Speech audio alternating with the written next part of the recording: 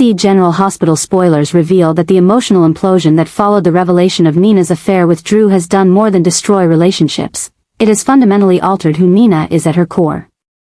For years, Nina lived in a state of penance, clinging to the hope that if she could just become a better version of herself, Willow would see her not as a manipulative stranger, but as the mother she never had.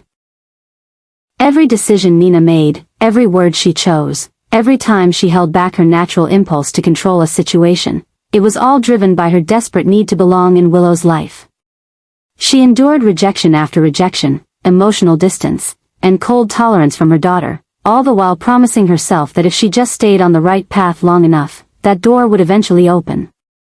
But the affair with Drew. An act born out of emotional confusion, loneliness, and perhaps even self-sabotage, shattered that hope in an instant.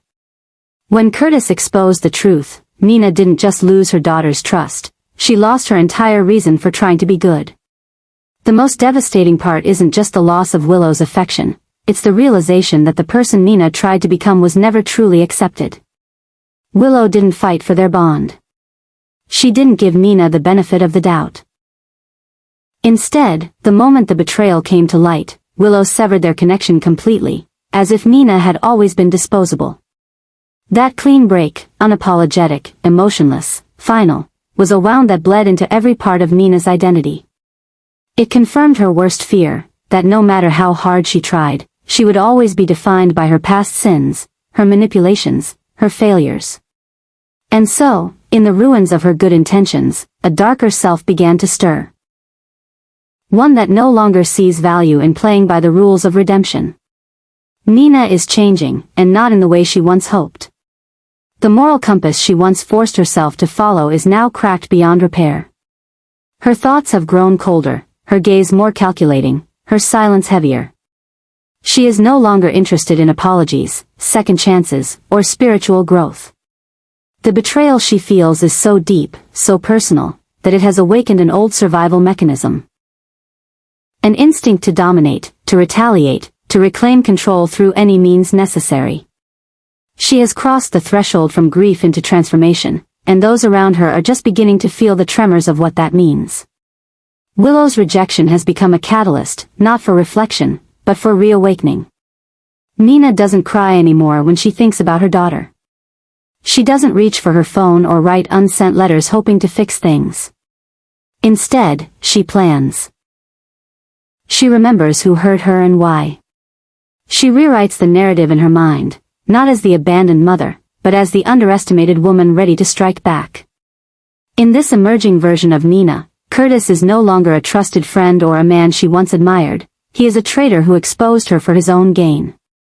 Portia, once a harmless figure on the sidelines, becomes a potential casualty if she dares to get in Nina's way. And Drew, the man who once offered Nina comfort and companionship, is now a symbol of the chaos that destroyed her last chance at happiness. But what makes this shift in Nina truly unsettling is its quietness.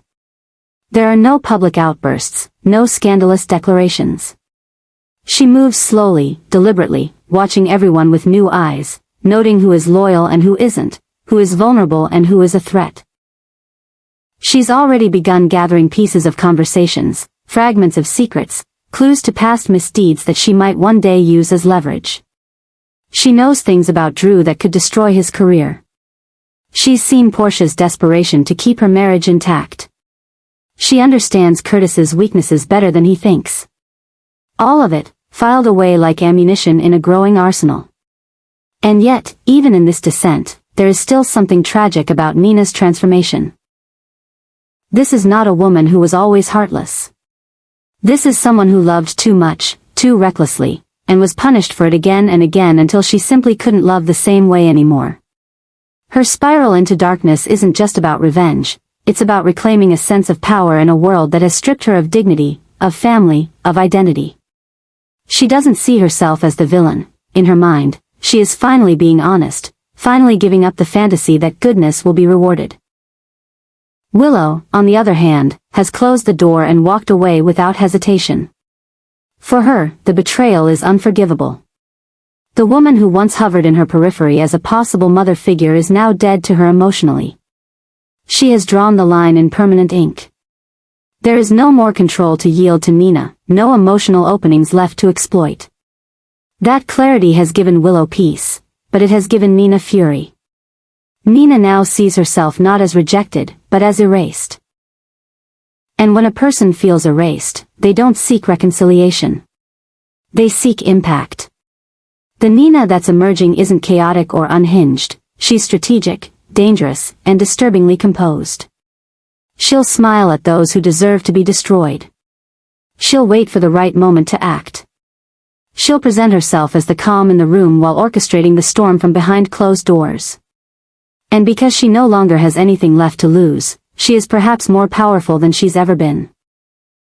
In the weeks ahead, Port Charles may become a chessboard, and Nina, once a piece sacrificed in the name of maternal redemption, may now decide to become the queen who topples the board entirely. Whether Willow realizes it or not, her decision to walk away might not have been the end of a painful chapter. It might have been the beginning of a much darker story, one where Nina stops asking for love and starts demanding consequence. And in doing so, she may not just reclaim control of her own life. She may drag everyone else down with her.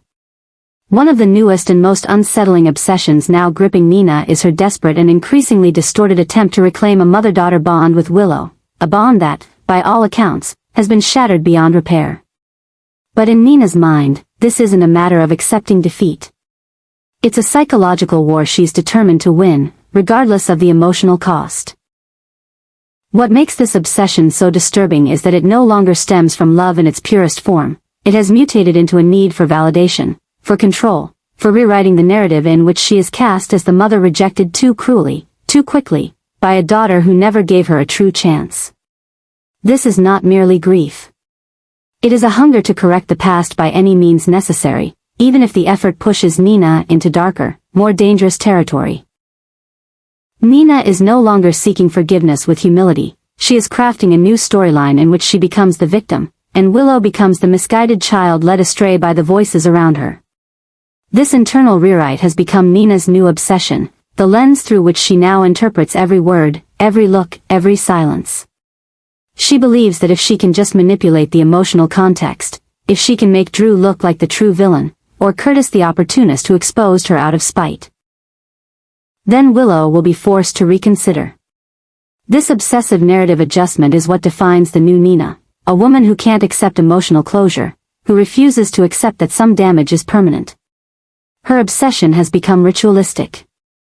She replays past moments between her and Willow, dissecting them for hidden signs of affection, misinterpreted signals, or subtle proof that there is still hope. She monitors Willow's movements from a distance, studies her relationships with other people, especially with Carly, and views every shift in Willow's behavior as a potential opening. Even the smallest change, a photo taken down, a word left unsaid, is interpreted as part of a larger strategy, one that Nina must decode and influence. It's this obsessive attention to detail that now governs Nina's daily life. She can't sleep without analyzing what she might say the next time she sees Willow. She can't breathe without wondering if Willow is thinking about her at all. What makes this obsession so haunting is that Nina doesn't recognize it as such. To her, this is a noble mission, a justified response to a daughter who gave up too easily. But to those around her, it's becoming harder to ignore the unsettling intensity behind Nina's every word and action. She speaks of Willow not as a separate, autonomous adult, but as a possession that slipped from her grasp. Her need to reclaim that possession has begun to bleed into every other relationship she has. She is shorter with friends, colder with enemies, more easily provoked by even mild criticism. Her mind is consumed by this one truth: she will not be discarded. Not by Willow. Not without a fight. And it is this obsession, the need to rewrite her role in Willow's life, the refusal to accept emotional loss, that may ultimately destroy any chance she has left. Because the more Nina schemes, the more she warps reality to suit her wounded pride, the more she drives Willow further away. She cannot see that her actions are no longer about love, they are about ego, pain, and the compulsive desire to win. And if this obsession continues to grow unchecked, it could spiral into actions far more reckless, far more harmful, than anything she's done before. Nina believes she is fighting for love. But in truth, she is fighting a ghost, an idea of the mother she thinks she could be, and the daughter she imagines still wants her. The tragedy is that this obsession may not just ruin her future with Willow. It may consume her entirely, leaving behind only a shell of the woman she once tried so hard to become. And as that shell begins to crack, those around her, especially Willow, will be forced to reckon with the consequences of a mother's love-turned-obsession, and a past that refuses to stay buried. Nina has entered a phase of transformation so complete, so terrifyingly precise, that even those who once knew her best would no longer recognize the woman she has become. The loss of her daughter's trust, the humiliation of public exposure, and the emotional collapse of everything she once held sacred have not left her broken in the way most might have expected. Instead, they have sharpened her into something more calculating, more dangerous, more deliberate. And now, all that darkness, all that pain, all that unfulfilled maternal love has found a new direction, a target. Drew.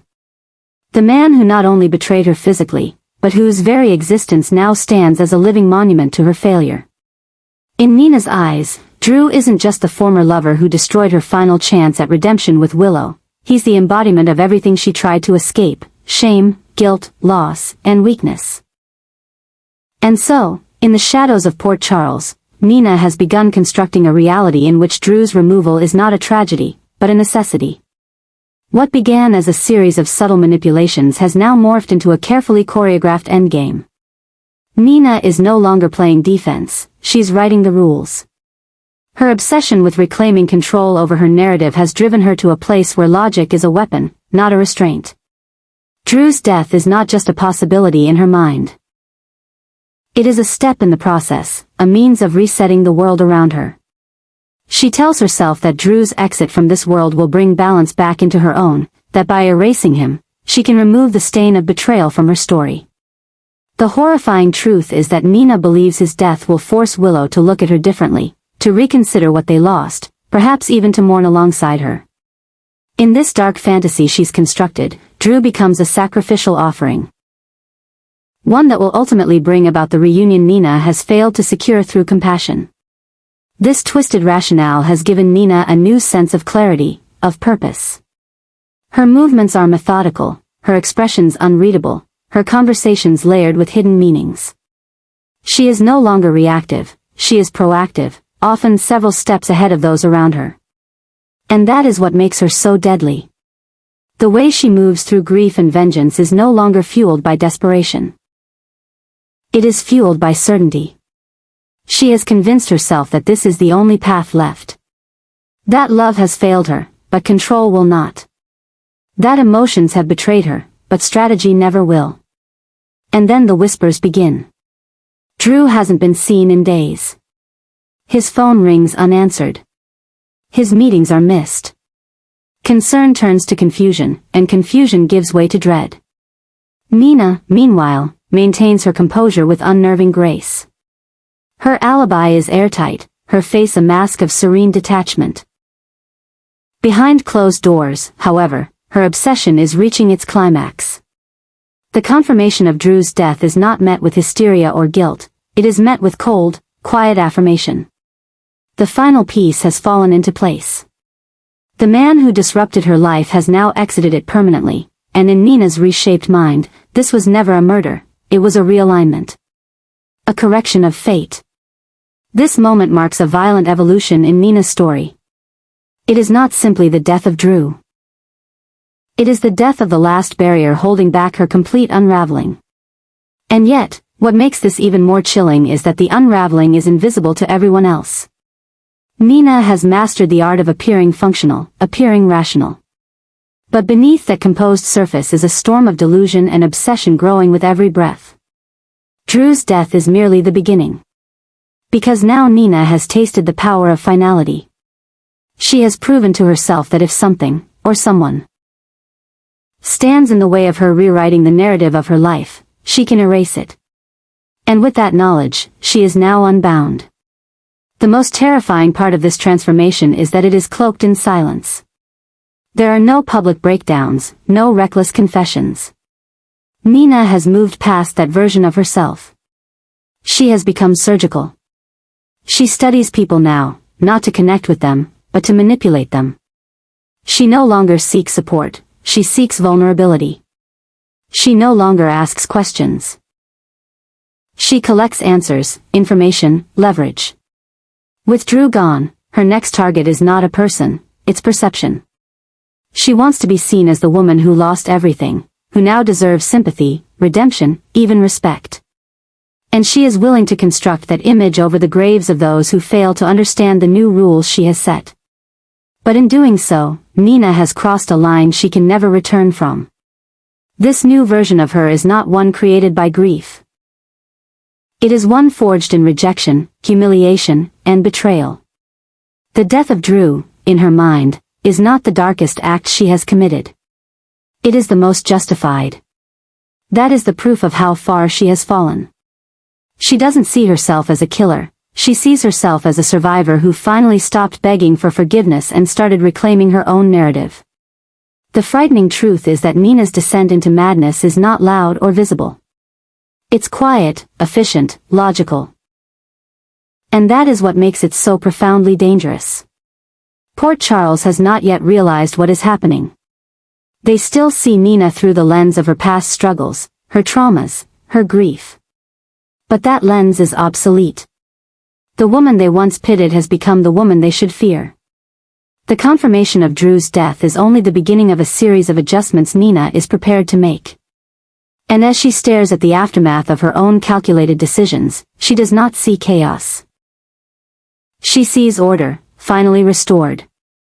In her mind, this is not madness. This is clarity. This is rebirth. And for those who still believe they can reason with her, redeem her, or save her, they are tragically mistaken. Because Mina is no longer trying to be saved. She is building a world where she no longer has to be. And in that world, the cost of opposing her will only grow steeper. Drew was the first. But he will not be the last. A new chapter has begun in Port Charles, one carved not from reconciliation or redemption, but from obsession, paranoia, and destruction. At the center of it stands Mina, no longer the wounded mother pleading for a second chance, but a woman entirely remade by rejection, betrayal, and the corrosive need to control the narrative of her own life. What is now unfolding is not simply a personal breakdown. It is a psychological war, a final reckoning between Mina and Drew that has spiraled into something far more dangerous than anyone around them could have predicted. What began as emotional fallout has become a deadly spiral, culminating in the confirmation of not one, but two tragic deaths, an outcome that now stands as the cost of a madness that was allowed to grow unchecked. Mina's recent adjustments, the quiet recalibrations of her identity and purpose, have grown darker with each passing day. She no longer sees relationships through the lens of love or connection. Every interaction, every silence, every gesture is measured, interpreted, weaponized. Her mind, once fragile but hopeful, now thrives in shadow. Drew, once a confidant and lover, has become a symbol of everything she failed to control: her daughter's love, her public image, her power over her own life. In Mina's new logic, Drew wasn't just a mistake. And in her obsessive pursuit to erase every version of herself that once failed, eliminating Drew became part of the plan. But what she didn't expect, what no one expected, was that Drew, too, had begun unraveling in his own quiet way. Haunted by guilt, isolated by his own secrets, and still nursing a fractured reputation, Drew had begun to see Mina's transformation for what it was: not grief, not rage, but something far more methodical. He realized too late that he was no longer dealing with the woman he once knew. And when he tried to confront her, to stop the downward slide into psychological warfare, he ignited the very fire that would consume them both. Their final encounter was not a conversation, it was a collision. Two people, too broken to bend, locked in a final confrontation neither could walk away from. And in the end, they didn't. The confirmation of their deaths sent shockwaves through Port Charles, not just because of who they were, but because of what they had become. These were not just victims. They were harbingers of a larger storm. Their deaths weren't accidental or unfortunate, they were inevitable, the culmination of choices fueled by desperation, obsession, and a profound loss of identity. What Nina had become, cold, calculating, unrecognizable, met its final mirror in Drew, a man who thought he could fix what was already fractured beyond repair. This tragedy, this double death, is more than a headline. It is a catastrophe, a warning, and a reckoning. The madness that overtook Nina wasn't loud, it was precise. Her decisions weren't erratic, they were methodical. That's what made her so dangerous. And Drew, in trying to stop her without fully understanding just how far she had fallen, sealed both of their fates. Together, they created the perfect storm, two fractured minds locked in a cycle of mistrust and retaliation, unable to step back, unable to forgive, unable to surrender. And now, with both lives extinguished, the town is left to make sense of the wreckage. Willow, broken and confused, must grapple with the death of the mother she tried to forget and the man she tried to love. Curtis, Portia, Carly, all are left with pieces that do not fit, with unanswered questions and unspoken regrets. The madness Nina unleashed didn't just destroy her, it infected everyone around her. The war she launched in silence ended in irreversible devastation, and now the survivors are left to walk through the ruins of what once was. But even in death, Nina's influence lingers. The choices she made, the darkness she embraced, have set events in motion that cannot be undone. Secrets remain buried beneath the surface, truths still twisting beneath half-told lies. Drew's death may mark the end of his chapter, but what he knew, what he feared, may still rise to the surface. And for those who underestimated Nina, who thought her madness was just grief in disguise, they now face a town changed forever, scarred by a final act of obsession that claimed not one, but two lives. In the end, this wasn't just a personal tragedy. It was a public reckoning. A reflection of how untreated wounds, unchecked obsessions, and the need to control love can spiral into something irreversibly dark. The deaths of Nina and Drew are not isolated events. They are the final page in a story written in silence, in secrets, in suppressed screams.